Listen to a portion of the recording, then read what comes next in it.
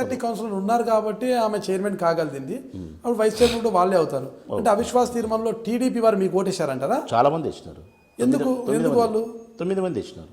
ఎందుకు అలా వేయాల్సి వచ్చింది? పార్టీని కాదని మీకెందుకు ఓటేయాల్సి వచ్చింది? వాళ్ళ మీద అసంతృప్తి కావచ్చు, లేకపోతే ఆ గడిచిన 3 సంవత్సరాల కాలంతో నాకు వాళ్ళతో ఉండే పరిచయ సంబంధ బాంధవ్యం కావచ్చు, నా మంచితనం కావచ్చు, నా యాటిట్యూడ్ కావచ్చు, లేకుంటే నేను వైస్ చైర్మన్ కావాలనే ఉద్దేశంతో వారితో స్నేహబంధాన్ని కరెక్ట్గా నడిపిన విధి విధానం కావచ్చు.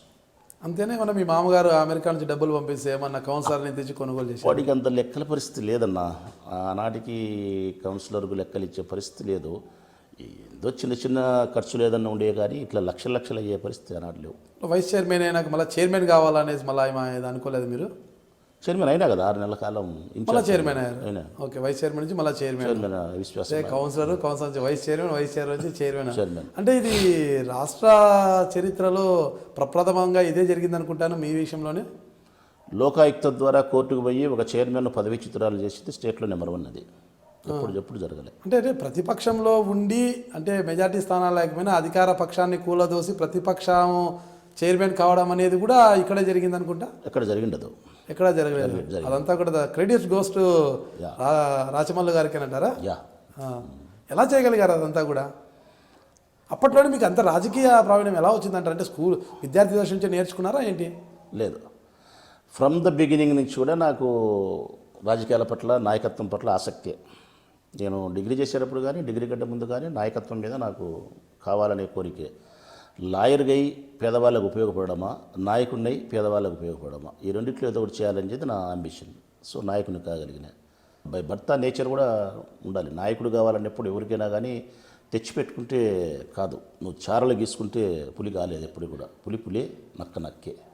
మీరు కౌన్సిలర్గా ఉన్నప్పుడు డ్వాక్రా మహిళలకంతా కూడా వడ్డీలు లేకుండా రుణాలు ఇచ్చేవారంటారు. మీతో డబ్బు ఉండడమే కష్టం కదా, అంటే రుణాలు ఎలా ఇవ్వగలరు? అసలు మీకు మీ ఆర్థిక వనరులు ఏమి?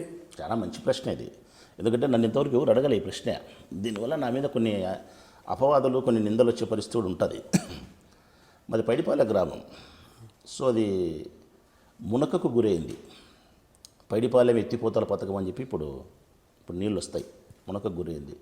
సో మాకున్నే భూములు, మాకున్నే ఇళ్ళు అవన్నీ కూడా గవర్నమెంట్ తీసుకోవడం వల్ల నాకు డబ్బులు వచ్చినాయి. అక్కడ నా ఇల్లు పెద్ద ఇల్లు, 1 ఎకరాలో ఉంటుంది మా ఇల్లు. చాలా పెద్ద కుటుంబం మాది. ఆ పల్లెలో ఉండే నా ఇంటికే దాదాపు ఒక 30 లక్షల రూపాయలు ఇంటికే వచ్చింది. భూములకు అంతా కలిపి చాలా డబ్బులు వచ్చినాయి. మాకు ఒక 70-80 లక్షలు దాని వచ్చినాయి. ఆ డబ్బులంతా నాకు సింహాద్రిపురం మండలంలో అంకాలమ్మ గూడూరు అనే ఒక విలేజ్ ఉంది, అక్కడ బ్యాంక్ ఉండేది. అక్కడ మాకు డబ్బులు ఇచ్చినారు, మా ఫ్యామిలీకి వచ్చిన డబ్బులు.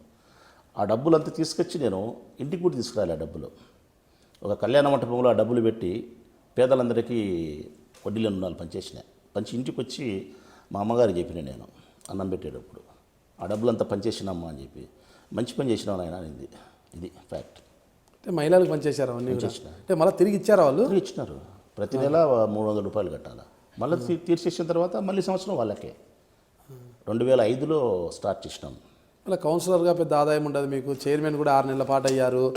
ఇక మీరు రాజకీయం చేయాలి, వర్గాన్ని కాపాడుకోవాలి, అనుచరులకు చూసుకోవాలి, మంది మార్బలము, వాహనాలు ఇవన్నీ ఉంటాయి. అన్నీ కావాలన్నా కూడా నోట్ల కట్టలు కావాలి. మళ్ళీ ఏమీ లేనప్పుడు ఎలా చేయగలిగారు రాజకీయం అంతా కూడా? చెప్తాను కదా, ఈ డబ్బులు పంచినది నేను. ఈ డబ్బులతో పైడిపాలె గ్రామంలో నా భూములు, నా ఇల్లు మునకకు గురైనప్పుడు వచ్చిన ప్రభుత్వం వారి డబ్బుతోనే నేను పంచినది. నేను నాకు సంబంధించిన ఖర్చులు, మంచి చెడ్డ నా తండ్రి గారు ఇచ్చిన డబ్బులతో వ్యాపారం చేస్తే బస్సులు 4 ధర్మలకు ప్రొద్దుటూరుకు పెట్టినా. ఆ వచ్చిన డబ్బులతోనే నా ఖర్చులు, మంచి చెడ్డ. అన్నగారు సంపాదించిన డబ్బు కుటుంబ పోషణకు. అంటే మొత్తం మీద తీసుకుంటే మీ బాబాయ్ గారు మరి మీ సిస్టర్ కూడా అమెరికా నుంచి ఎక్కువ డబ్బులు పంపిస్తుంటేనే ఆ డబ్బులతోనే రాజకీయం చేస్తున్నారు రాచమల్లి గారు అనేవారు. అప్పుడు అది ఎంతవరకు వాస్తవమంటారు? మా సిస్టర్ వాళ్ళ డబ్బులు నాకు పంపించింది అవాస్తవం, అబద్ధం. చిన్నాయన గారు వాళ్ళు ఒక్కసారి మాకు డబ్బులు సాయం చేసినారు. 13 లక్షలు ఇచ్చినారు అప్పట్లో, 98లో, 99 ఆ ప్రాంతంలో 13 లక్షల రూపాయలు డబ్బులు ఇచ్చినారు. వాళ్ళు తిరిగి ఇచ్చేశారా? లేదు, ఊరికి ఇచ్చినారు. ఊరికి ఇచ్చి ఈ పెట్టుబడితో మీరు డబ్బు సంపాదించే కార్యక్రమం చేస్తే, మీరు ఎదుగుతా వస్తే మరింత మీకు నేను ప్రోత్సాహం ఇస్తా. ఈ డబ్బును మీరు పోగొట్టుకుంటే కన్నా 1 రూపాయి కూడా మీకు ఇవ్వను. మీ నాయనను, మీ అమ్మను మాత్రం నేను పోషిస్తా, నాకు అన్న వదిన కాబట్టి. మీ పోషణ కూడా నాకు సంబంధం లేదని నేను మా చిన్నాయన. ఆ డబ్బుతో మేము డబ్బు సంపాదించాం. అది సవాల్గా తీసుకున్నారు. సవాల్గా తీసుకున్నాం. అలా ఏం చేశారు ఆ డబ్బుతో? మళ్ళీ మీరు ఆ డబ్బుతో మేము బస్సులు పెట్టాము. తర్వాత ఆల్మట్టి డ్యామ్ దగ్గరికి కాంట్రాక్ట్కి పోయినాము. ముంబైకి కాంట్రాక్ట్ వర్క్ చేసేదానికి పెద్ద పెద్ద కాంట్రాక్టుల దగ్గర పోయి చిన్న చిన్న కాంట్రాక్ట్ వర్క్లు అడుక్కున్నాము. అక్కడ డబ్బులు మాకు రాకపోతే వాళ్ళకే ₹2 వడ్డీకి డబ్బులు కూడా ఇచ్చినాము. కొన్నాళ్ళు అక్కడనే రూములలో ఉన్నాము. వాళ్ళు పెట్టిన అన్నం తిని వాళ్ళ దగ్గర కాయలుండి కూడా మేము డబ్బు సంపాదించే ప్రయత్నం చేసినాం. ఇక్కడ బాంబేలో రోటీలు తినారా? ప్రతి సందర్భంలోనూ మేము సంపాదించిన ప్రతి పైసా ధర్మంగా సంపాదించింది, ఎక్కడ అవినీతి లేదు. అంటే పెట్టుబడి మీ చిన్నాన్న గారు ఇచ్చారు 100%. ఈ రోజుకి మీ చిన్నాన్న గారు నరుకుంటుంటారా? మీరు ఈరోజు ఈ పొజిషన్కి వచ్చారు, ఎమ్మెల్యే అయ్యారు, కాస్తో కూస్తో పర్వాలేదు అనిపించుకుంటున్నారు. ఖచ్చితంగా ఇదంతా వాళ్ళదే, ఆ, ఇదంతా వాళ్ళదే. ఇదంతా అంటే ఈ శరీరము, ఈ రక్తము, కండ అంతా కూడా వాళ్ళదే, చిన్నాన్న గారిదే. అంతే కదా మరి. చాలా సంతోషం. నేను మీ రాచమల్ల శివప్రసాద్ రెడ్డి, వైసీపీ ఎమ్మెల్యే ప్రొద్దుటూరు.